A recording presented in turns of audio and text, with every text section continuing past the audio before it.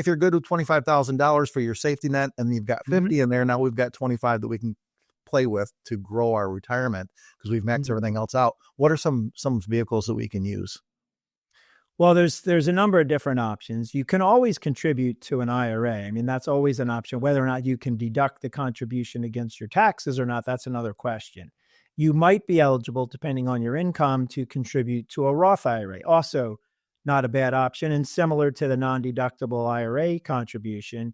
So you're putting money into a vehicle that once the money's in there, it's going to accumulate tax deferred, and that's obviously an advantage. The Roth IRA, when money comes out after 59 and a half, that's going to come out tax-free as long as you've had the Roth for 5 years. So those are great things to do if you're not utilizing them. Might not be something that you're eligible to do. Maybe you're already doing and you're maxed out. So then where do you go?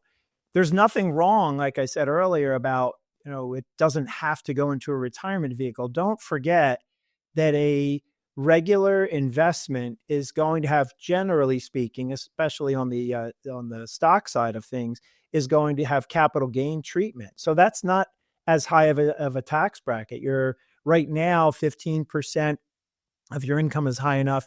20% is going to be the capital gain rate for the sale of a stock at the point of when it's sold. The dividends that stocks pay, that income is also a qualified dividend, which is treated as capital gain as far as the income tax rates are. And stocks in general don't spin off a lot of income.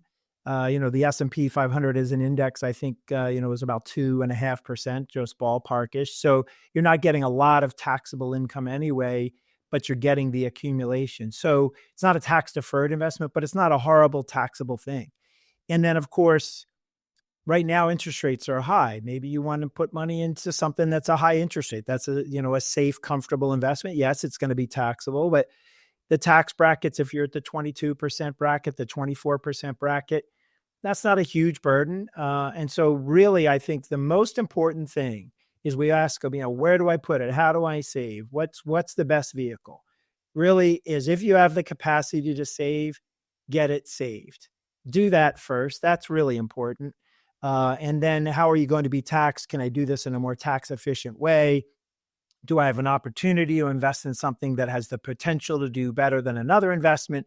What's the risk and reward of that decision? They all come along the way. But first, you got to figure out how much you can free up to save, because none of this happens without that. And sometimes we put the cart before the horse and ask all these other questions about the best vehicle.